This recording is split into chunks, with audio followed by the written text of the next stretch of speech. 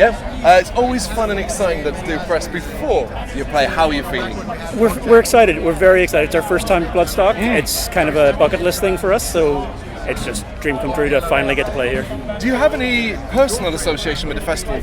So I've actually never been as a punter, but it's always been one that's been on my list. It's like, out of UK festivals, it's always been my favourite one to look at the lineup and be like, I wish I was there. I'm always going back, watching old videos of Bloodstock, that kind of thing. It's the best festival in the UK as far as I'm concerned.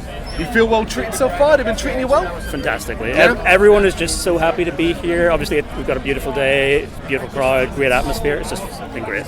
Do you have any expectations on what you kind of want this show to be like? Because I realise it's almost impossible because every show is different.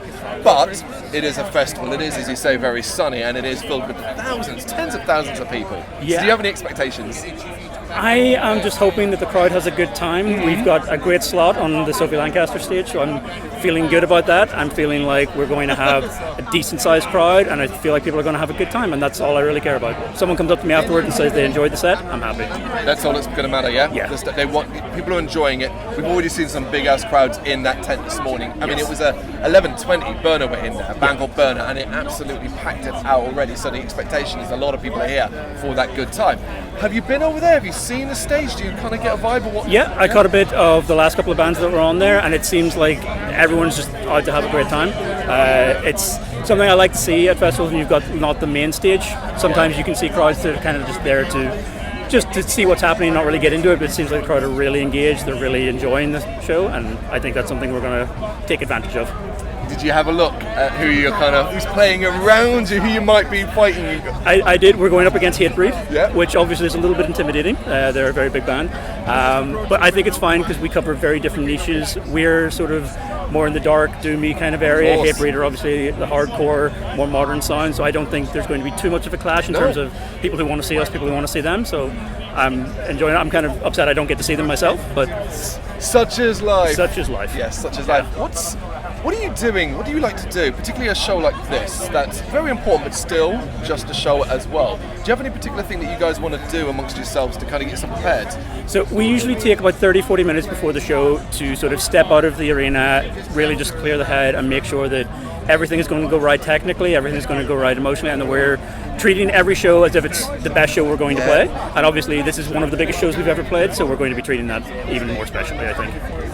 You see it that way, it is one of the biggest shows in your head. I mean, because obviously numbers-wise it might be, but in your head is a different thing. Yeah, I mean, number-wise I think it categorically is the biggest show we've ever played.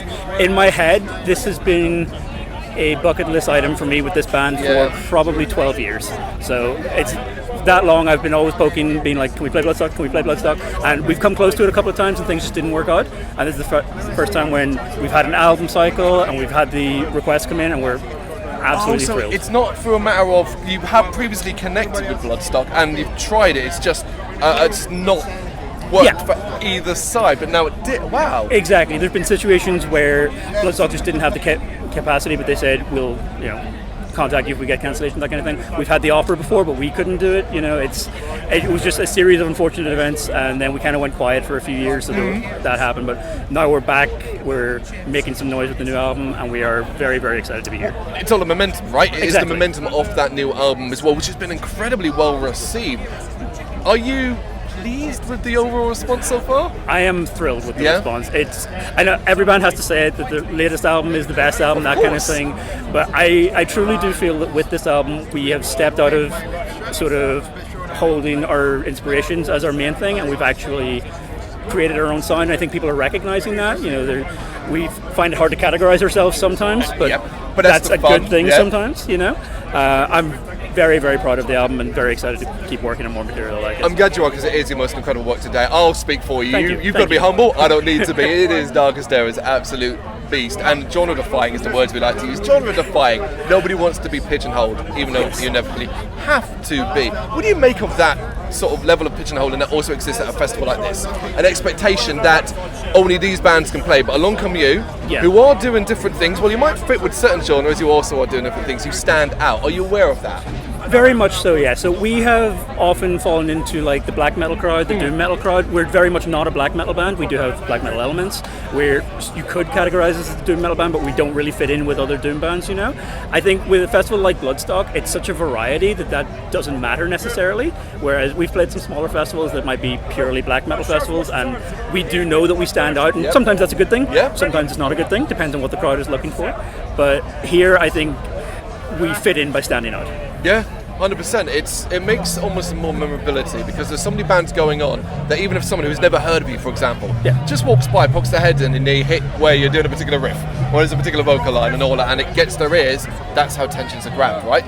And I guess you're acutely aware of the fact that you have the opportunity, still even this far into your career, to grab new fans at a festival like this. Absolutely. Like, I think this is a great opportunity for us to actually make new fans, because I think at a variety festival like Bloodstock, people are so open-minded. People will walk into a tent not knowing what they're finding, and sometimes they'll find their new favorite band, and sometimes it won't click for them.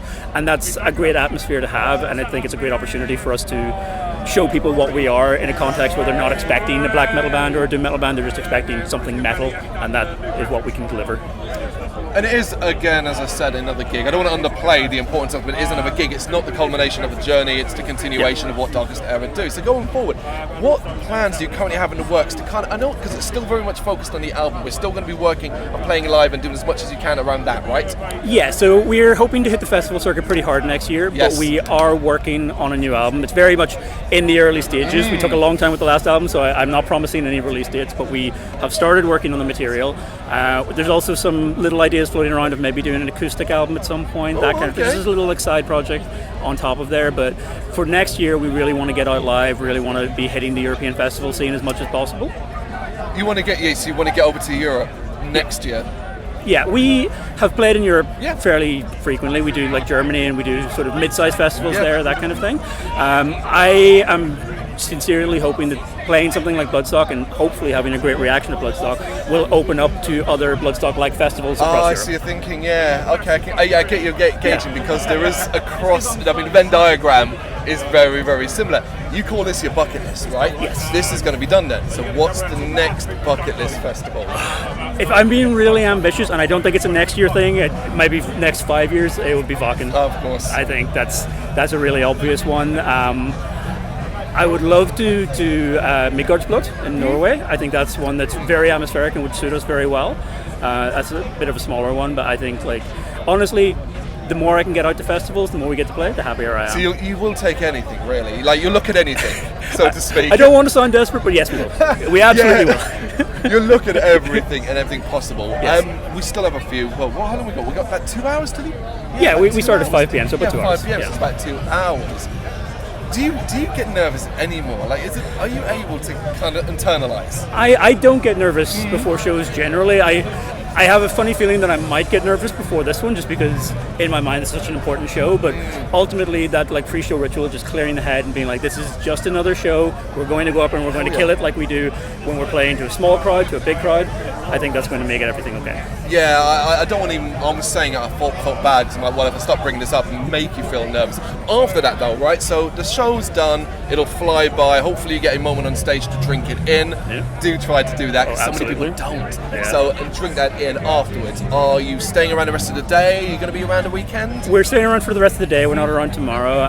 Personally, I'm very excited to see Clutch. Okay. A lot of the guys in the band are very excited to see Opeth. That's probably the more relevant one for our audience, but I love Clutch. So. Yeah, it's Clutch, right? Yeah. I actually think they're going to steal the entire weekend, Clutch, dangerously, you know. I kind of do as well. I do. I don't want to play you guys, of course, but yeah. I can accept that we can play second fiddle to Clutch.